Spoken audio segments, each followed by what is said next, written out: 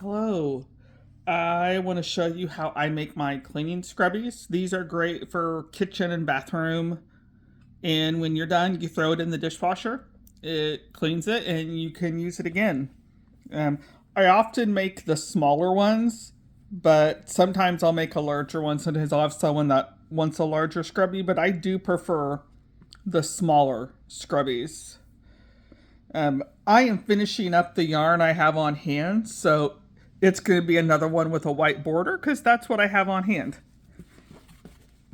I'm going to see if this will film.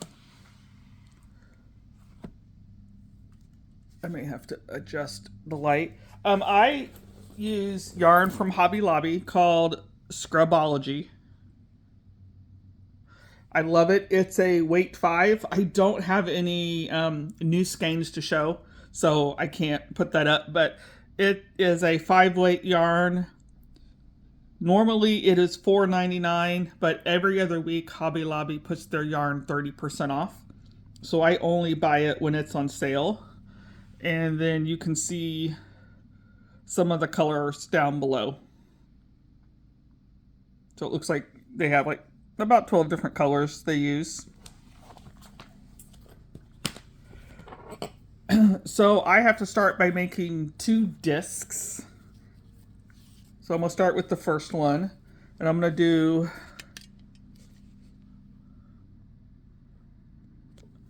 a magic circle.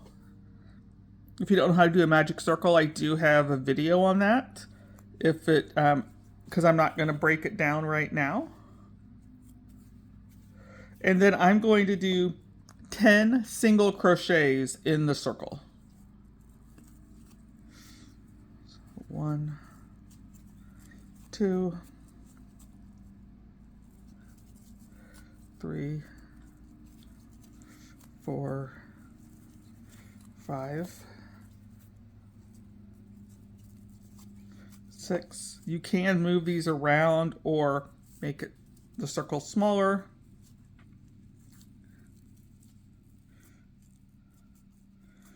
7,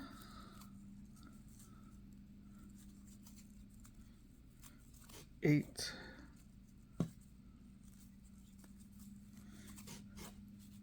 9, and 10. Then I like to count. 1, 2, 3, 4, 5, 6, 7, 8, 9, 10. And then I'm just going to close the circle. When you think you have it closed, you can probably pull it tighter to get that to pull. Okay, sometimes it takes some effort, but so it's not completely closed, but it's pretty close. All right, I'm going to slip stitch to that first single crochet.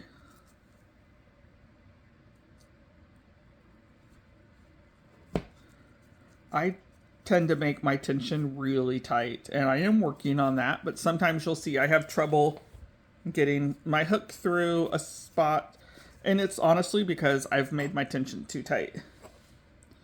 Now I'm going to move from a single crochet to double crochets. And I like to use the standing double crochet instead of chaining 2. I am also going to crochet over that tail. So I do a single crochet. Then I put my hook back under that piece. And I'm going to pull up a loop. And there is my second. So that makes 1 double crochet. I'm going to go back into that same spot. And I'm going to put 2 double crochets in each stitch, while also crocheting over that tail to secure it.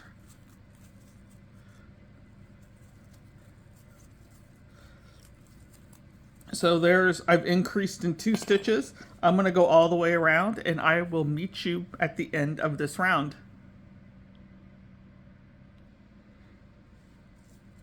All right, so I have 20 double crochets around. What I think is a stitch there, I think is actually the slip stitch, because when I counted, I had 20.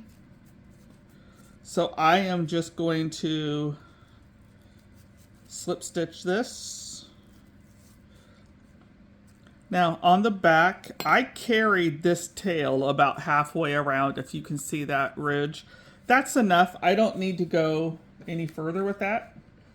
I just wanted to secure it down so I can cut that off. Now, this isn't a yarn that I have found it's easy to weave in ends, which is why, like example, that one I stitched over. But I did see a video where someone gave a great piece of advice. This is a thicker, rougher yarn because it is a scrubby. So I like to chain 2. I'll leave a little bit of a tail because I don't need a huge tail. And then I have to pull it. And sometimes I help it.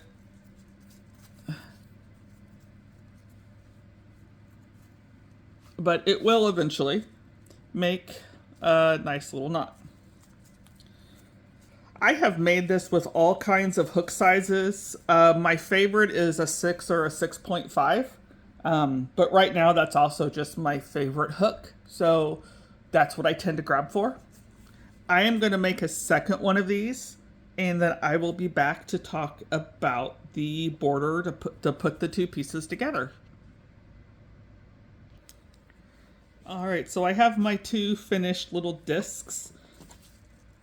This one didn't close up as nicely. It won't be a big deal when they're together and I stitch them together. You won't be able to tell. I will cut these much shorter, but I want to wait until after I have started the border.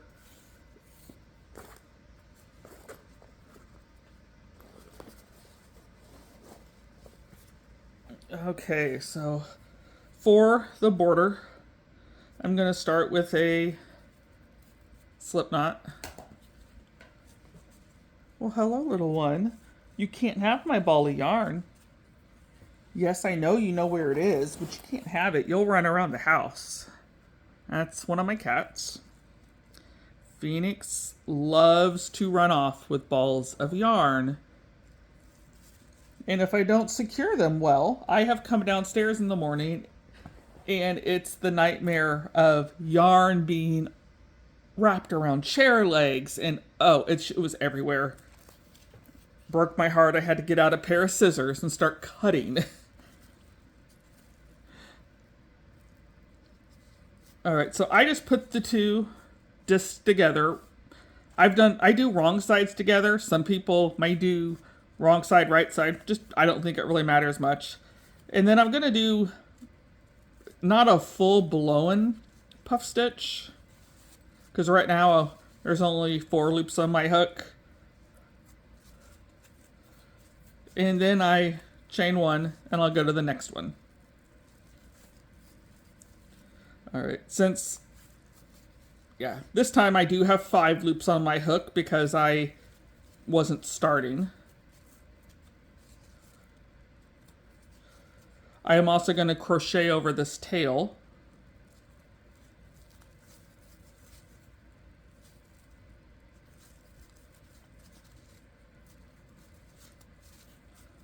And I'm going to keep going all the way around. I'll tuck these yarn pieces in and snip them when I get around so they're not hanging out. And I will come back when I have almost made my way around. All right, so I'm almost all the way around with my border. It looks like I have maybe 1 left. Come on, get through there.